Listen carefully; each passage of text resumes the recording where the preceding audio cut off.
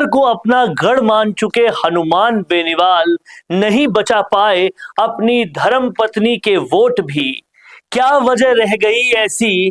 क्या over confidence के शिकार बन गए हनुमान बेनीवाल, या बहुत सारे लोगों के बहुत सारे षड्यंत्रों से हार गए हनुमान बेनीवाल? आज इस पूरे वीडियो में इन सारे सवालों के जवाब ढूंढने की कोशिश करेंगे। खिवसर के किंग माने जाने वाले, खिवसर के जाटों को जिन पर सबसे ज्यादा भरोसा है, ये कहने वाले हनुमान बेनीवाल अपनी धर्म पत्नी कनिका बेनीवाल के वोट भी नहीं बचा पाए। सियासतदानों का कहना है कि अगर कनिका बेनीवाल की बजाय वो ये टिकट अपने भाई नारायण बेनीवाल को देते तो शायद बेहतर होता। लेकिन बहुत सारी चोट खा चुके हनुमान बेनीवाल को शायद यह भी खतरा था कि नारायण बेनीवाल को टिकट दे दिया तो नारायण बेनीवाल कहीं किसी और पार्टी में नहीं चले जाए, क्योंकि इससे पहले ऐसी कई अफवाहें चल रही थी कि कांग्रेस उनसे संपर्क में है और नारायण बेनीवाल कांग्रेस के साथ जा सकते हैं।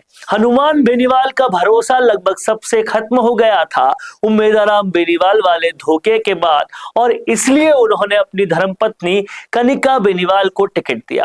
कनिका बेनीवाल वो है जो इससे पहले बहुत ज्यादा पब्लिक लाइफ में आई नहीं, लोगों से मिली ही नहीं, और हनुमान बेनीवाल ने यहाँ सबसे बड़ी गलती ये की कि केवल उनके नाम पर उनकी धर्मपत्नी को वोट मिल जाएंगे और ये चुनाव जीत जाएंगे। इसका ओवर कॉन्फिडेंस शायद हनुमान बेनीवाल को लेकर डूब गया। जबकि कहीं ना कहीं यहां पर एक और सेंटिमेंट जो सबसे ज्यादा काम किया वो ये था कि राज्य में सरकार किसकी है उसको वोट देंगे तो हमारे काम ज्यादा होंगे, क्योंकि हनुमान बेनीवाल को तो हम संसद में भेज ही चुके हैं, अब हमारे काम ज्यादा होने के लिए जो बीजेपी का है उसे वोट दें।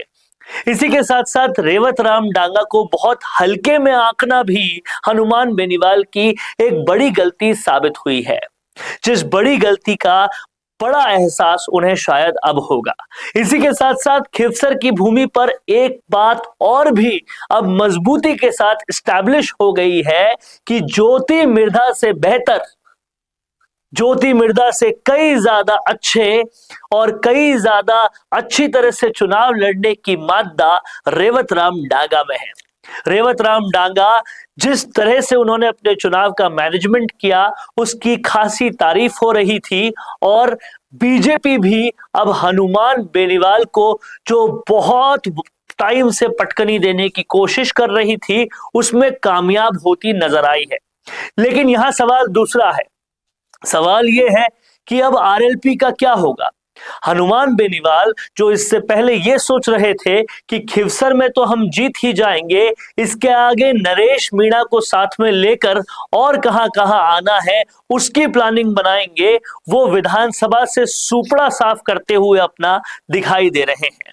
हनुमान बेनीवाल लोगों के तमाम सारे मुद्दों को उठाने के लिए सबसे ज्यादा जाने जाते हैं, कहीं ना कहीं जनता के दर्द को समझने वाले नेता माने जाते हैं। हाँ, थोड़ा खड़ा जरूर बोलते हैं, लेकिन अगर किसी को परेशानी हो तो सीधा उनको फोन लगा सकते हैं, ऐसा कहा जाता है। आखिर क्यों उनके साथ खिवसर की जनता, जो उनके अपने क्षेत्र की जनता है, उन्होंने ऐसा किया? राजस्थान के सियासी घटनाक्रमों में जो हो रहा है वो कहीं ना कहीं समझने वाली बात है कि जनता का मूड क्या है। 3 बार मुख्यमंत्री रहे अशोक गहलोत 2 जगह से अपने बेटे को नहीं बचा पाते, कई बार खिवसर से सांसद और विधायक रहे हनुमान बेनीवाल अपनी पत्नी को नहीं बचा पाते। इसका मतलब, इसका संदेश साफ है कि लोग राजस्थान के ये मान चुके हैं कि कहीं ना कहीं आप खुद हैं तभी तक है, आपके बेटे, आपकी पत्नी, आपके रिश्तेदार वो नहीं कर सकते जो आप कर सकते थे, और उन पर भरोसा हम आपके जितना नहीं कर सकते। ये बहुत ही क्लियर संदेश दे दिया है। साथ ही विधानसभा चुनावों के जिस तरह से नतीजे आ रहे हैं उससे एक बात साफ पता चल रही है कि संवाद ने जो लगातार पहले भी कहा था कि इस चुनाव में सबसे ज्यादा यही सेंटिमेंट काम कर रहा है कि राज्य में सरकार किसकी है उसी को वोट देंगे ताकि हमारे काम ज्यादा से ज्यादा हो। इसी वजह से शायद 21 साल बाद झुंझुनू ने भी भाजपा का परचम फहराया है। और ब्रिजेंद्र ओला जो कहीं ना कहीं मान चुके थे कि झुंझुनू तो उनसे दगा कर ही नहीं सकता, उनके बेटे को भी बहुत बुरी पटकनी दी है। ब्रिजेंद्र ओला अपने बेटे को नहीं बचा पाए, हनुमान बेनीवाल अपनी बीवी को नहीं बचा पाए। इससे एक बात बहुत ही ज्यादा स्पष्ट होती है कि परिवारवाद को राजस्थान ने ठेंगा दिखाया है और परिवारवाद को बिल्कुल भी नहीं चलने दिया है। न मिर्धा खानदान जीता, न बेनीवाल खानदान जीता, न ओला खानदान जीता। जो भी खानदान इस चुनाव में दूसरी पीढ़ी को अपने स्पाउस को लड़ा रहे थे, उन सब को ठेंगा दिखा दिया है राजस्थान की जनता ने। और कहीं ना कहीं सबसे बड़ा झटका बीजेपी को भी लगा है, वो भी खानदान की ही वजह से लगा है, क्योंकि यहां किरोड़ी लाल के भाई जगमोहन मीणा भी लड़ रहे थे और दौसा में परिवारवाद को एक बार फिर से ठेंगा दिखा दिया है। इससे साफ साफ पता चलता है कि बीजेपी भी अगर ये गलती नहीं करती कि वह परिवारवाद न करते हुए किसी और को टिकट देती, तो शायद वहां जीतने की संभावना बन सकती थी। लेकिन डीसी पैरवा और सचिन पायलट की मेहनत वहां रंग लाती दिख रही है दौसा में। पर सबसे बड़ा घाटा हनुमान बेनीवाल को हुआ है, क्योंकि वो सिर्फ एक सीट हारे नहीं, उन्होंने अपना विधानसभा में, राजस्थान की विधानसभा में अस्तित्व खो दिया है। अब अगले 4 साल के लिए हनुमान बेनीवाल राजस्थान की विधानसभा में कहीं नहीं नजर आएंगे। उनकी पार्टी रालोपा का रिप्रेजेंटेशन भी पूरी विधानसभा में कहीं नहीं दिखेगा।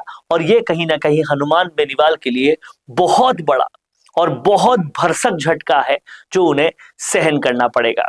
देख रहे हैं आप लोग संवाद, क्या कहना है आपको इन तमाम सारी तस्वीरों पर, आप कमेंट करके बताइए। और ये जो एनालिसिस हमने आपको बताया, आप इससे कितना इत्तेफाक रखते हैं, इस पर भी कमेंट कीजिए। देखते रहिए संवाद, संवाद भारत का, भारत के लिए। नमस्कार। पोरिंग वीडियोस को नेक्स्ट लेवल पे ले जाना चाहते हो, लेकिन कैसे? कंफ्यूज मत हो। MIMS presenting certificate course in video editing. यहाँ सीखो प्रो एडिटिंग के सब सीक्रेट्स, ट्रांजैक्शन से लेकर इफेक्ट्स तक। चाहे YouTube वीडियोस हो या Instagram रील्स, इस कोर्स के बाद तुम्हारे वीडियोस बनेंगे टोटल शो स्टॉपर। इंडस्ट्री के एक्सपर्ट से ट्रेनिंग लो, अपने एडिटिंग स्किल्स को सुपरचार्ज करो और अपना कंटेंट गेम बढ़ाओ। तो अभी एनरोल करो certificate course in video editing में और बनो वीडियो के एडिटिंग मास्टर।